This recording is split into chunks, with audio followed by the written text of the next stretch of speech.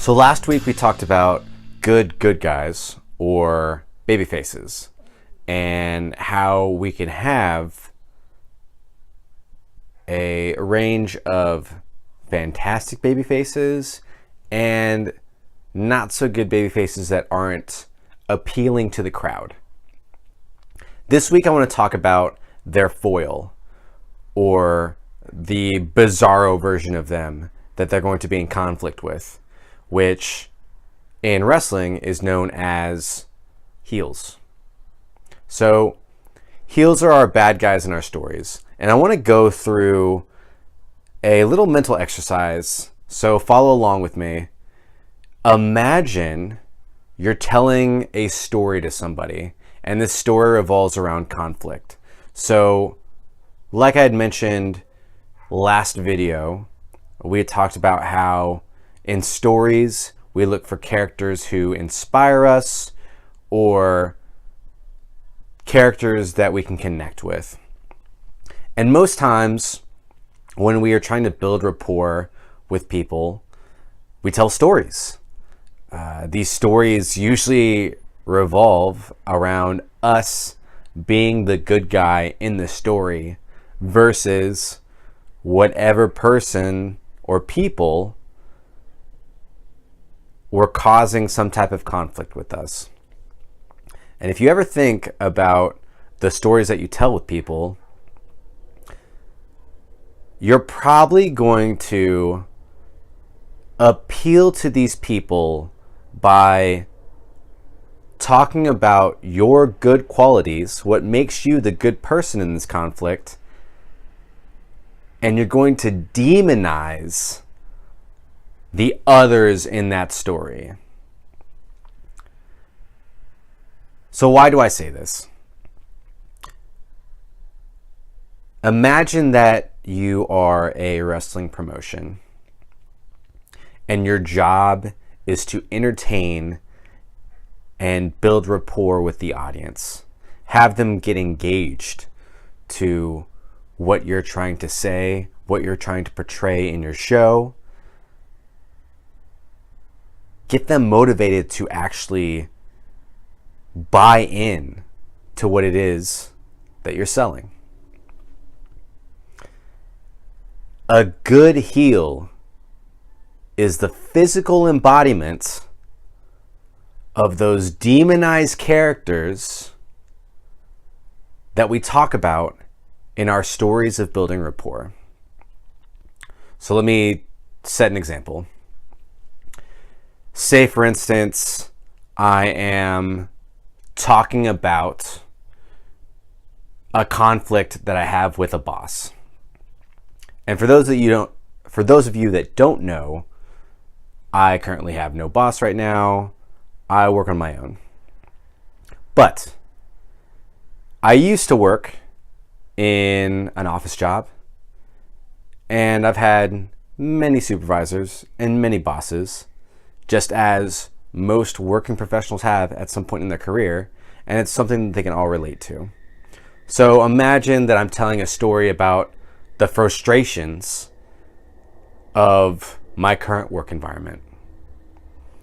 I would probably start by talking about how much hard work I've put in, how many hours I've devoted, how I'm unappreciated, all those types of things.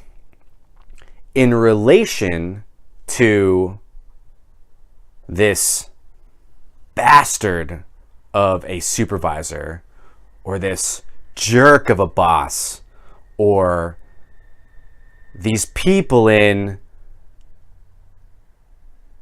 these positions of power that aren't recognizing my value. And you notice that whenever people tell these stories, they never really humanize the boss or the supervisor or the people that are in these positions of power.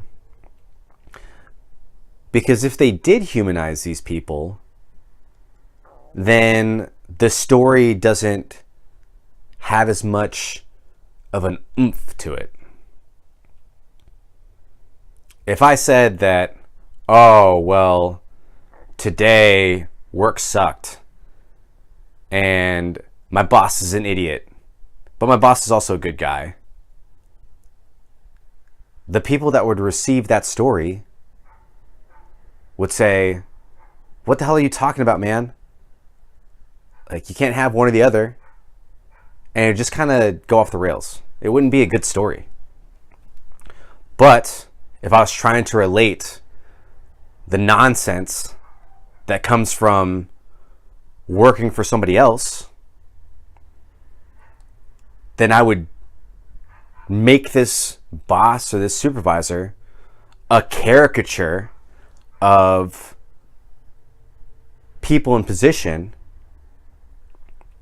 that seem ridiculously evil. And if I did that, and I did it correctly, the people receiving my story would be like, yeah, like, that person sucks. I wish I could punch him in the face. And that's the kind of story that we're trying to tell when it comes to pro wrestling. You want to see that overbearing boss, that big annoying bully, that spoiled little brat get their comeuppance. And you and the audience aren't going to be able to do that, but you want to live vicariously through that babyface character to give that person their comeuppance. A lot of people, when they go to a pro wrestling show, are making a choice to live out this fantasy world that doesn't remind them of the BS that they have to deal with on a daily basis. And this comes in the form of any type of entertainment, whether it be pro wrestling, which is the medium that I enjoy, or movies, or television shows, plays, anything with a visual performance aspect that also involves storytelling.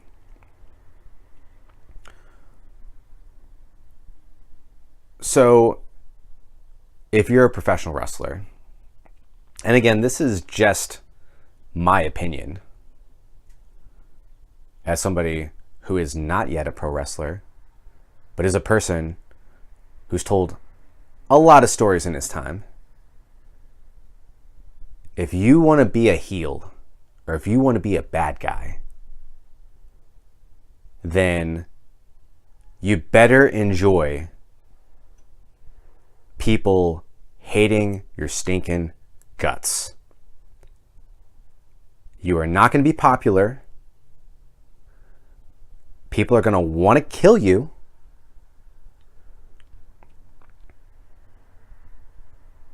People are going to boo you.